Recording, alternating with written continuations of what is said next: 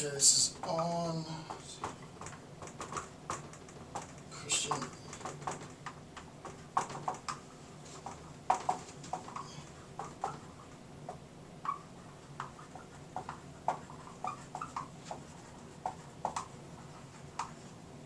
Alright, so on Christian altruism and the conservation of weakness.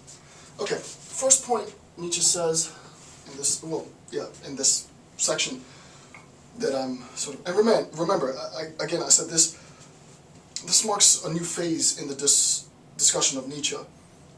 Sort of the majority of book 2 up, and there isn't a clear indication in the text that this conceptual transition has been made yet, but he hints to what this transition is going to be, and this is sort of my interpretation of sort of conceptually the change. This is why I said the next phase initially in the beginning of this lecture series, this particular video, maybe an hour ago, that what we're doing is conceptually we're now going to look at the relationship between the individual, right, and the social.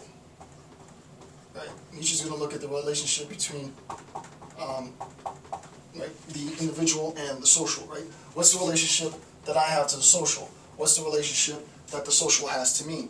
This sort of image marks this next phase. Right? Me on my own account, I'm sort of labeling this next bit in Nietzsche as phase 2. Right? This is like the second phase of my analysis into Nietzsche. So this is what is in the background in the lecture. When I'm giving the discussion from an hour ago until quite a while, right, for the next few hours of the lecture, maybe minimum of 5 hours, maybe even 10 hours from now, I'll still be sort of developing this discourse within Nietzsche's text. It's important to recognize very simply that Nietzsche is attempting to defend this.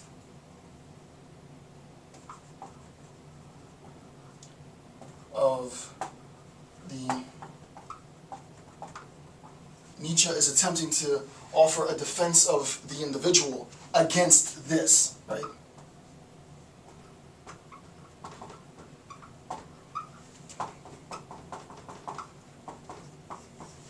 Nietzsche calls this the herd, right? So the distinction between the individual and the herd, and we'll talk about the conceptual complications that evolve in a discourse on this. To be honest with you, you could write volumes, you could write tomes on the complexities in attempting to assess the relationship and the interrelationship between the social structure and the individual and his or her relationship to the social. Right? There's tons of research. This is a hotbed of research, and again, all of what I'm discussing now pertains to this idea. Just quickly, because I said in the last hour that I was going to go real slow, real sort of general. Now I'm going to complicate it a little bit.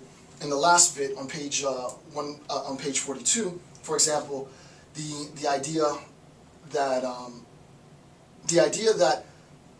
in 5, this universal law of man is in practice the preference for suffering, underprivileged, degenerate.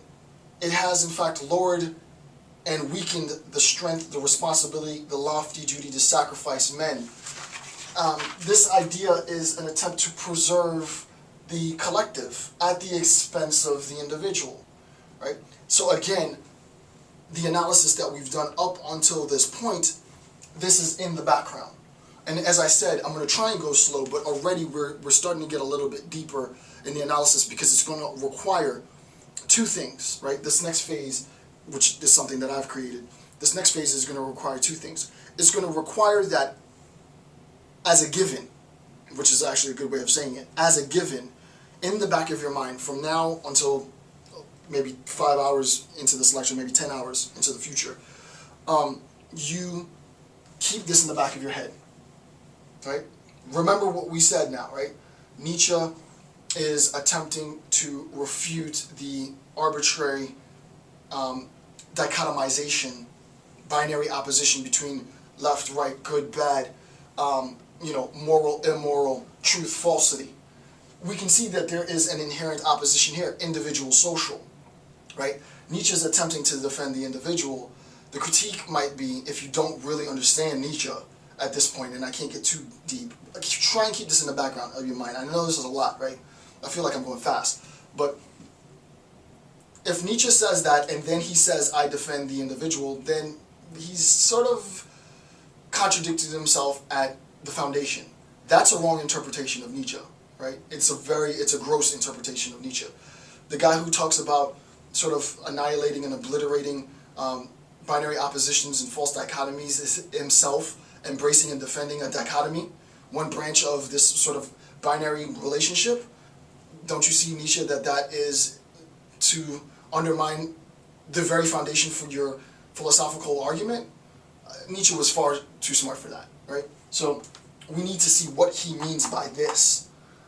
So keep that in the background at all times. And it's a very complicated structure to keep in the background. And I apologize for that. I can't make it any simpler than this while we're going through the process.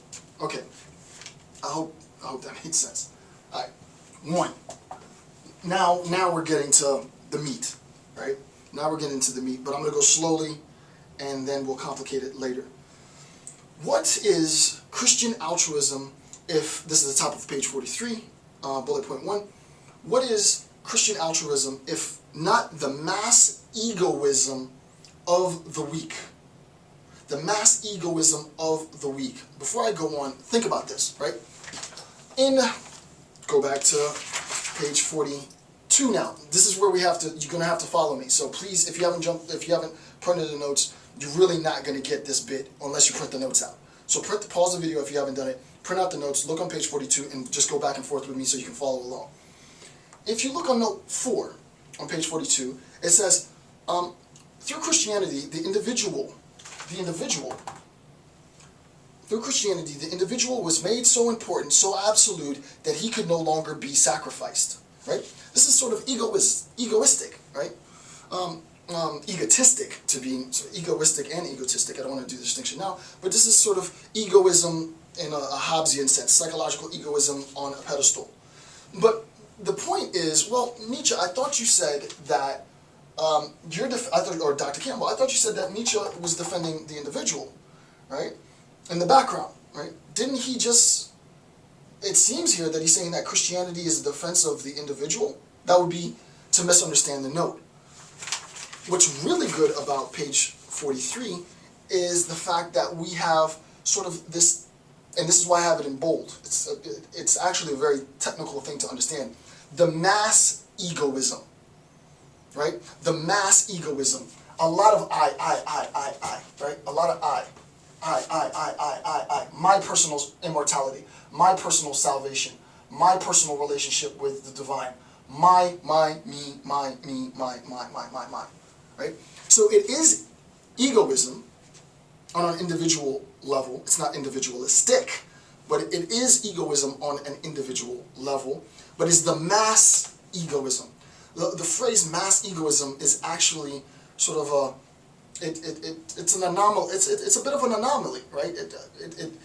It's outside of the realm of sort of proper discourse. Mass egoism, it seems to be paradoxical, right? The mass egoism of the weak.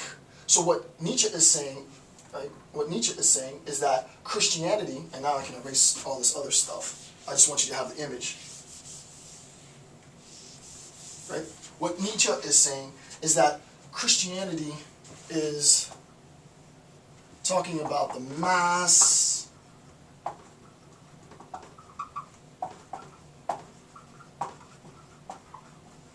the mass egoism of the weak. And just to give you an idea of sort of how this works, it's very simple.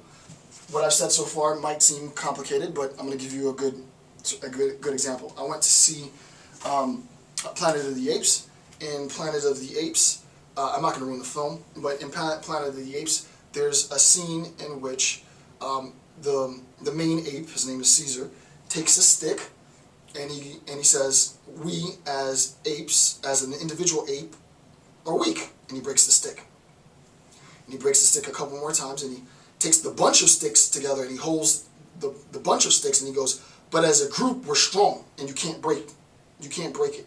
So you take one and the same stick, you break it as an individual stick, it's easy to break. You take those 2 pieces, you break it into 4 pieces. You take those 4 pieces, you break it again, and you double it. You get to a point where as